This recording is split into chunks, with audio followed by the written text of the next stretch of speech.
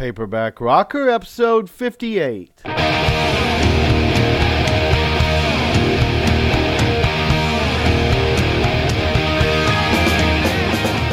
this is Matt Severson, the Paperback Rocker, and I'm broadcasting from my 6x9 foot cinder block shack in the desert of northern Mexico, southern Texas. Welcome and thanks for checking out my show.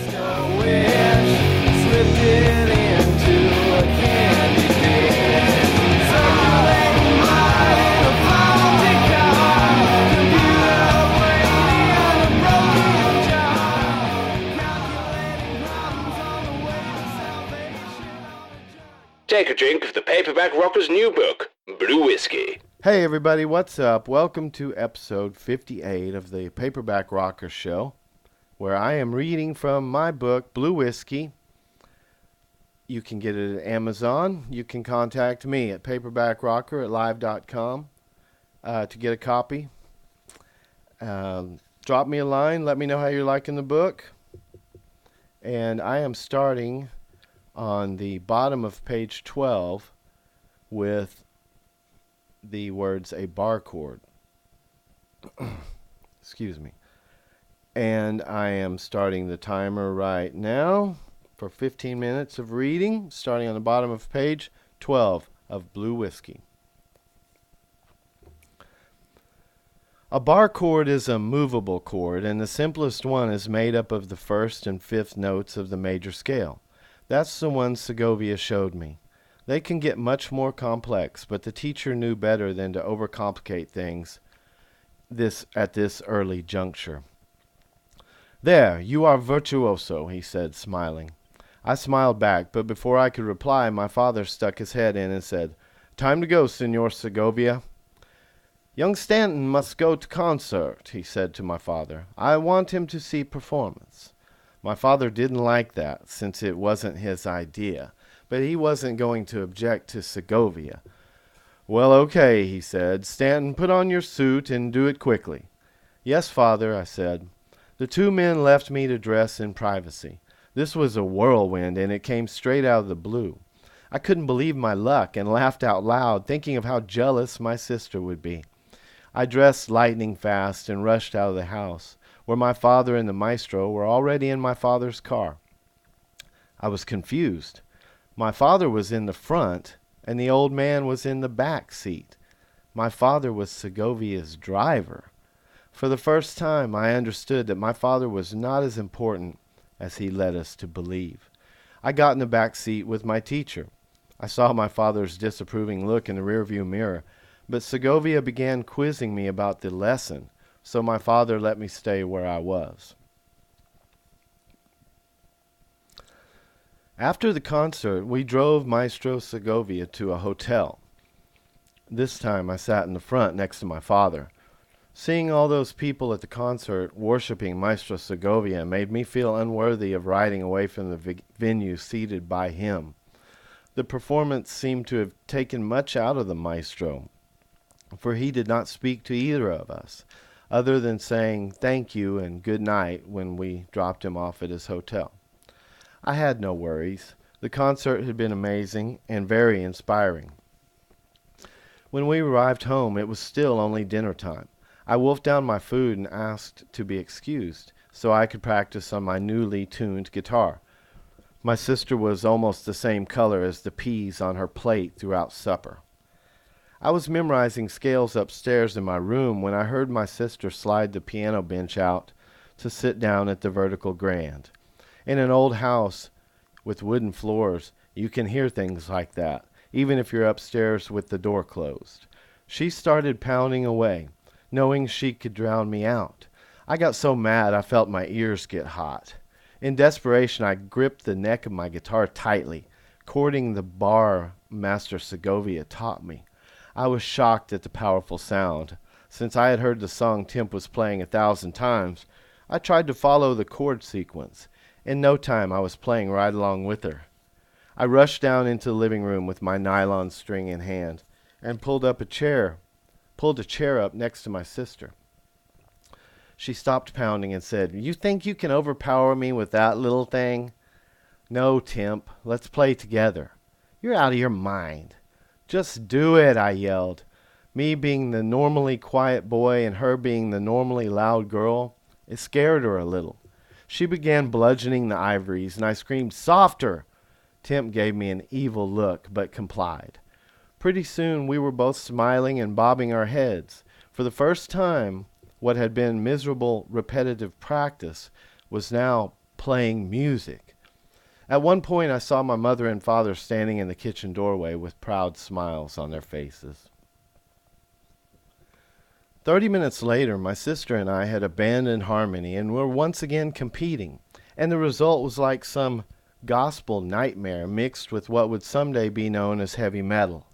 We both coaxed every last decibel out of our instruments, while singing and screaming like we were possessed. My guitar was by now horribly out of tune, and the piano was showing signs of the same malady. The brutality caused our father to rush out of the house to spend his evening in a diner, drinking coffee and reading until he was sure his children had gone to bed. "What have I done?" he asked Prudence when he slipped into bed later that night. "Am I to be an exile from my own house?" "They were just having fun, Stanton. Does fun also have to be an exile from this house?" My father didn't answer, but laid awake in bed for a long while after Prudence had fallen asleep, wondering if he and fun were mutually exclusive. He listened to her deep breathing and realized he no longer loved her, although the thought was not accompanied by anything like hate or even dislike. It wasn't that she annoyed him or something like that. He still valued her as a companion and had a deep respect for her. She was a good mother to his children, both of whom he loved, although that love manifested more like a duty than a shared feeling, something like in the military. He summarized his thoughts in a scholarly manner before falling asleep. He was obligated to protect and provide for his family, and he would love them as much as he was able. He would not be derelict in the performance of his duties, just as he had not been derelict in the Merchant Marines, serving under the captain. Eventually he lost the grip on his thoughts, and sleep washed over him like a wave. That night my father dreamed of the captain, whom he had not talked to in over a year. He had received a few letters, but the captain was traveling, so Stanton Jr. wasn't able to return correspondence. In the dream, my father and the captain lived another day together, serving in the Merchant Marines on the movable Beast.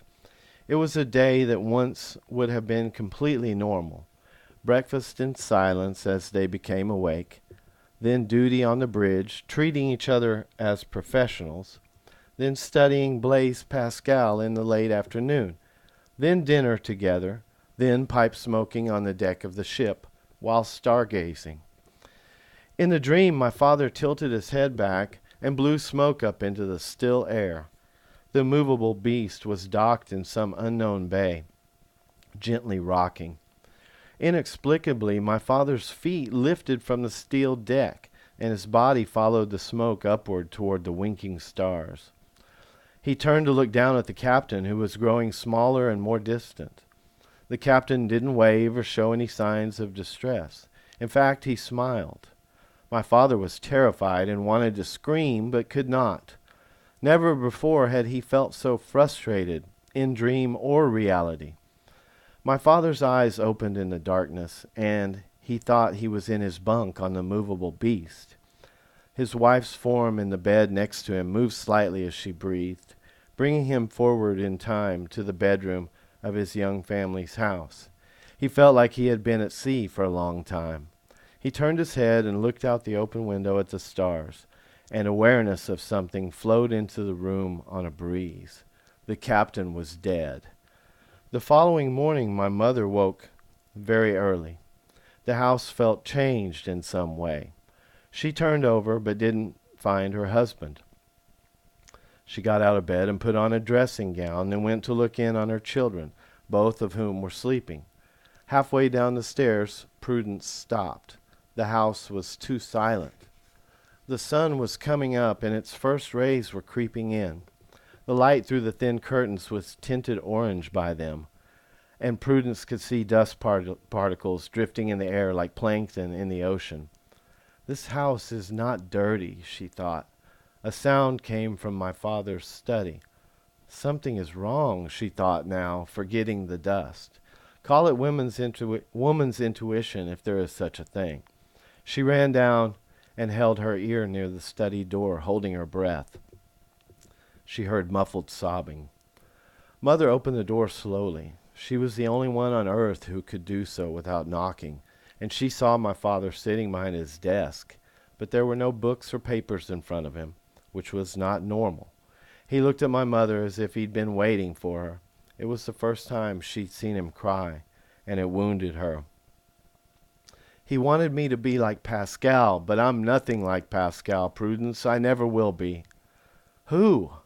The captain, James Mercer, the most beautiful man to ever walk this earth, to ever sail the sea. Prudence knew the captain and loved him too, for she was a simple, honest creature, capable of easily loving the people loved by the people she loved. What's happened? Did you get a wire? She asked. I don't need to. He's dead and I know it. I've never been so sure of something in my God-forsaken life. Oh, Stanton, don't speak like that. Think of your family. We love you. My father's thoughts turned green at the reminder. Prudence, you'd be better off if I died. You and the twins and my life insurance. Better off for sure. My father's bitter words turned her stomach, but she knew this was only a moment of weakness. Both of them had the survival instincts learned from the Great Depression, and my father would never take his own life. Don't say that, Stanton. Don't you ever leave us. She rushed to him. He fell forward onto his desk in despair, and she leaned over him with her arms on his shoulders.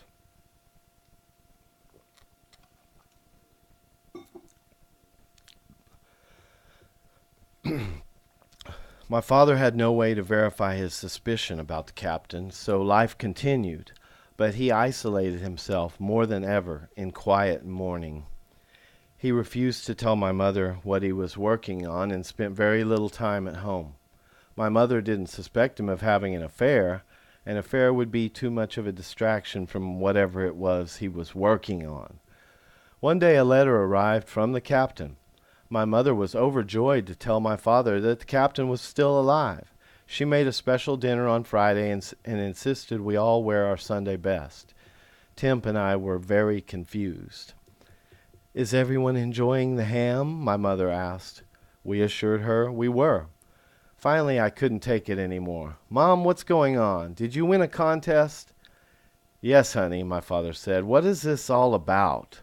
Well, she said, something came yesterday in the mail that is very special. What contest did we win? Asked my sister. It's not a contest. Someone very important to your father happens to be exceedingly alive. She reached under her plate and retrieved the letter and handed it across the ham to my father. The captain? I asked. The captain was the only person mentioned by my father more frequently than William Faulkner. That's right, son. The captain has written a letter to your father. Your father thought the captain was deceased, and it has been making him feel very sad. My father opened the letter with a wary look on his face and read it quickly. Well, my mother said, he's in Michigan, almost to the Great Lakes. Didn't say much else. We always talked about the Great Lakes. He sends his best to all of us.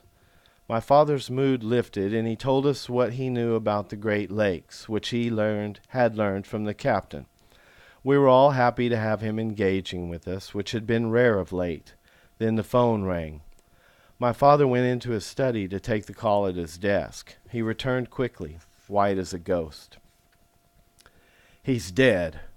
Who? My mother asked. You know damned well who, he shouted and stormed out of the house. He didn't come back for 3 days. All right, I'm going to go ahead and call that good for this episode. Thanks for being with me. We'll be starting Chapter 3 next episode, which is page 19 of Blue Whiskey by Matt Severson. Available everywhere. Contact me at paperbackrocker@live.com. Thanks for being with me. Have a good one. The Paperback Rocker has signed off.